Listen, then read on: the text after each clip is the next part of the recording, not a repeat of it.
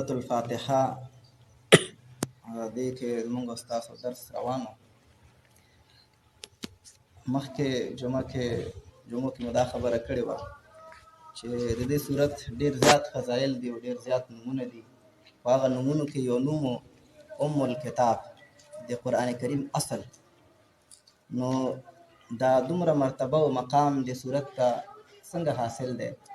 نو دې کې کومه فلسفه الله رب العزت بیان کړی، دا خبره موږ تاسو کړې وه چې په دې صورت کې الله پاک دا فلسفه بیان کړی دی چې کله دوه څیزونه الله کوم انسان ته ورکړی وي چې هغې ته عقل سلیم او فطرت سلیمه ورته وایي.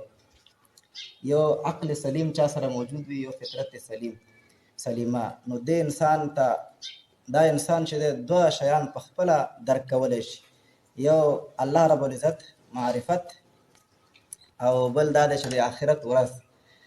ځکه عقل سلیم اوس څه ته ویله کېږي؟ وایي عقل سلیم دې ته ویله کېږي چې کله یو انسان د عقل د دو شیانو نه پاک وي. یو کوم انسان کې تکبر نه وي، او دویم چې کوم انسان کې تعصب نه وي. تعصب څه ته ویله کېږي؟ کینه، حسد. دا دواړه چې کوم انسان کې موجود نه وي، نو دا انسان چې د عقل سلیم والا دی. فطرت سلیمه ولري چې د دې فطرت مسخه شوی نه وي او دا رنګ کوږوالی پکې نه وي راغلی. دغه عقل سلیم او فطرت سلیمه په وجه انسان دا خبره معلومولی شي چې د دغې کائناتو یو خالق شته، دا بې خالقه نه دی موجود شوي دي. او دا خبره هم دا انسان درک کولی شي چې دنیا کې ظالم او مظلوم دا په خپلو سترګو ګوري. کله کله مظلوم هیڅ کومه ګټه په دنیا کې هغې ته ونه رسېږي، ټول ژوند یې په مظلومیت کې تیر شي، او ظالم باندې هیڅ په دنیا کې کوم مشکل را نشي. خامخا انسان دا وایي چې دا تله چې دومره کږه ده، یو داسې وخت ورځ په کار دی چې دا هغې کې د خلکو سره انصاف وکړی شي.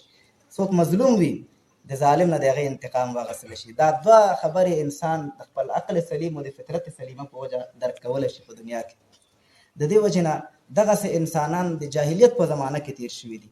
هغه زمانه کې چې اسلام موجود نو، په هغه خلکو کې چې الله پاک په دغه دوه شیانو باندې نازولي یو پکې زموږ استاسو مشر سلمان فارسي رضی الله تعالی عنه، دا د ایرانو د دې پلار چې دی د اور د عبادتګاه مشر و.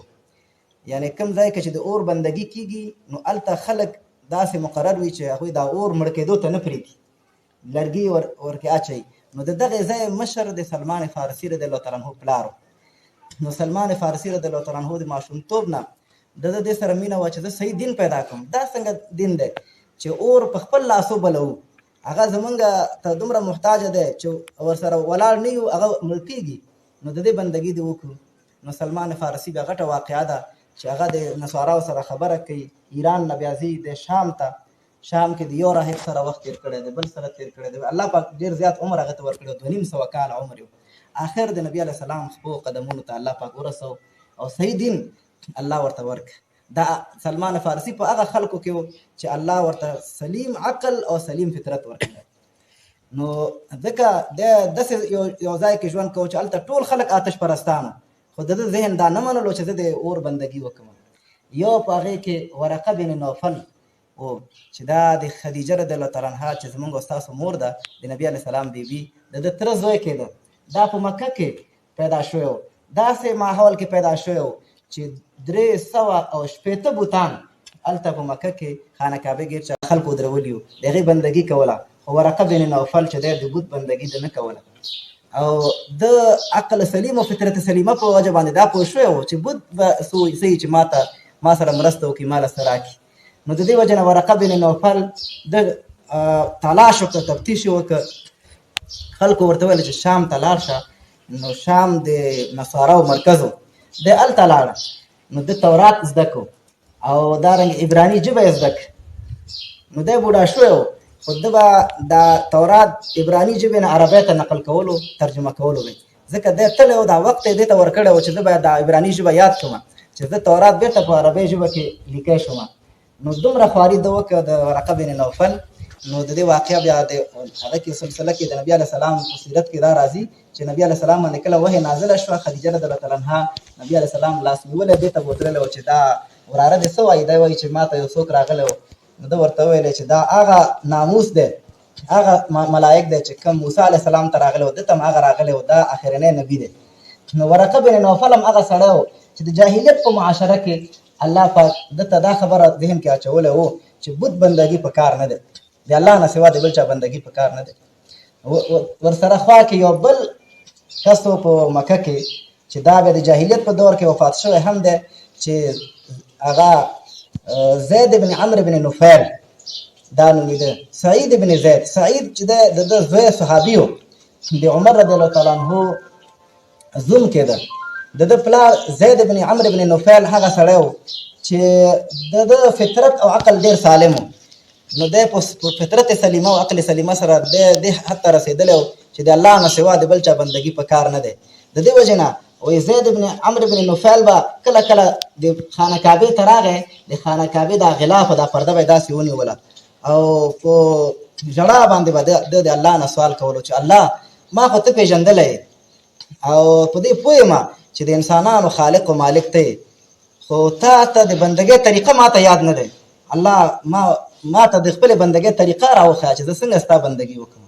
نو هغه وخت کې کوم پیغمبر داسې موجود نه و چې دی هغې ته ورغلی وی او هغې نه دین زده کړی وی، خو په دې هم پوه شوی و چې د الله نه سوا د بل چا بندګي په کار نه دی، د یو الله بندګي په کار دی. نو زید بن عمرو بن نفیل به په ژړا ژړا باندې دا دعا کوله او خانه کعبه دا غلاف به یې نیولی و چې الله زه ستا بندګي کول غواړم. دا خلک چې په کومه د بوتانو په بندګۍ کې لګیا دي، د بل چا بندګۍ کې لګیا دي، دا ټول په باطله دي. اصل کې ستا بندګي په کار دی، خو د بندګۍ طریقه ورته یاده نه وه. نو د دې وجه نه عزتمندو سورة فاتحه کې الله پاک همدا فلسفه ذکر کوي چې انسان کله سالم عقل ولري د الله نه سوا د بل چا بندګي نه کوي. چې عقل د چا سالم وي، څومره چې د چا عقل کوټه کېږي همدومره دا انسان په شرک کې او په ناروا کې اخته کېږي. د دې وجه نه هندوانو وختي ملګرو ته قصه کوله چې ته وګورې هغوی د غوا بندګي کوي او دومره کمزوری مخلوق چې غوا، نو د دې بندګي سړی څنګه ذهن او ضمیر د انسان مني چې د غوا بندګي وکړم. نو دا چې کله عقل سلیم چا سره نه وي، فطرت سلیمه دا چا سره نه وي، هغه په دغسې په ګډو وډو باندې سر وي. څوک د غوا بندګي کوي، څوک د بت بندګي وکړي، څوک د بل څه بندګي وکړي، نو هغه حقیقي مالک او خالق ته نه پاتې شي. نو دې صورت کې الله پاک دا فلسفه ذکر کړی دی او علما فرمایي چې دا صورت کې اصل کې الله رب العزت د عقلمندو انسانانو یو 5 خویونه ذکر کړی. دا به درته ووایم بیا بس کوو. عقلمند انسانان په دنیا کې، زیرک انسانان، هوښیار انسانان، عقلمند انسانانو له پکار دی چې 5 صفتونه پکې وي. هغه الله پاک په سورة فاتحه کې ذکر کړی دی. عقلمند انسان کې یو صفت دا وي چې د هغه چا سره تعلق ساتي چې هغې تعلق دې ته کومه ګټه رسوي. نو دې صورت کې الله پاک الحمدلله رب العالمین الرحمن الرحیم مالک یوم الدین کې د الله تعلق ذکر کړی. ځکه دنیا کې چې ډېره ګټه رسوي سړی باید چا سره تعلق وساتي؟ څوک د باچا سره او قومندان سره او وزیر سره تعلق ساتي چې زما بس چېرته په کار راشي. نو حقیقي هوښیار انسان چې صحیح هوښیار انسان وي د تعلق د ټولو باچایانو باچا سره ساتي چې دغه الله زما په کارېږي. نو د دې وجې نه د هوښیار انسان یو صفت دا دی چې هغه به تعلق د چا سره وي؟ د الله سره تعلق ساتي. دویم صفت په هوښیارو انسانانو کې دا دی چې په هغې کې عاجزي وي، تکبر نه وي. الله دا صفت هم په دې صورت کې ذکر کړی. الله فرمایي ایاک نعبد و ایاک نستعین، الله ستا بندګي کوو او ستا نه مرسته غواړو. مرسته د الله نه غوښتل، بندګي د الله، بندګي اصل کې عاجزۍ ته وایي چې چا ته ځان کم راولي چې ته زما خالق و مالک.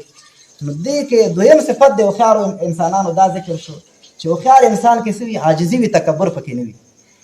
دریم ښه صفت په دنیا کې د هوښیارو انسانانو هغه دا وي چې هوښیار انسان چې د دنیا کې بې هدفه ژوند نه تېروي چې زما د ژوند هدف څه شی دی. یوازې دا دی چې سړی باید خوراک کوي، اسکا کوي، دا ژوند مقصد دی که نه؟ دنیا کې سړی د څه دپاره پیدا دی؟ نو هوښیار انسانان چې د دنیا کې بې هدفه ژوند نه تېروي. ځکه بې هدفه ژوند د چا وي؟ د څاروو وي. ځکه هغوی سره په ژوند کې هدف نه لري.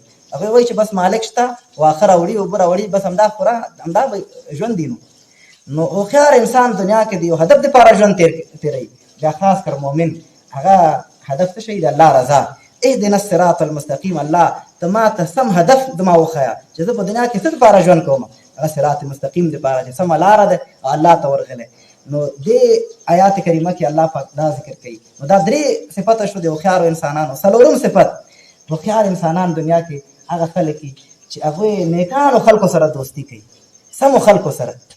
د دې وجې نه هوښیار انسان به د دې نه معلوموي چې د هغې ناسته ولاړه چې ښو خلکو سره یې پوه شه چې دا هوښیار دی، ځکه د د ژوند ملګري ښه انتخاب کړي دي. که یو سړی لوفر لوچک بېدینه سره ژوند تېروي، پوډري سره او غل سره ډاکو سره، نو ته دا پوه شه چې دا هوښیار انسانانو کې نه دی، ځکه که دا هوښیار وی ده به د ژوند ښه ملګري انتخاب کړی وی، هغې نه به ده څه زده کړی وی. نو صراط الذین انعمت علیهم کې لار د هغه کسان و چې الله تا په احسان او پرزونه کړی دی. الله دې کې دا صفت ذکر کوي چې څلورم صفت د هوښیارو انسانانو دا دی چې د نیکانو ملګرتیا به کوي. غیر المغضوب علیهم ولا الضالین کې الله پاک بل د هوښیار پنځم صفت ذکر کوي. هغه پنځم صفت د هوښیار دا دی چې هغه د غلطو ملګرو نه ځان ساتي. غیر المغضوب علیهم نه مراد څوک دي؟ یهودیان. ضالین نه مراد څوک دي؟ نصارا، یهود و نصارا. او هر هغه څوک چې غلط ملګری دی تا د صحیح لارې نه اړوي، د الله د لارې نه اړوي، نو دا داسې خلکو سره ملګرتیا نه کول دا د هوښیارو انسانانو صفت دی. او بیا خاص کر یهود و نصارا چې دا زموږ او ستاسو بنیادي دشمنان دي. نو مؤمن او هوښیار انسان هغه دی چې دې خلکو سره دوستي چېرته نه کوي.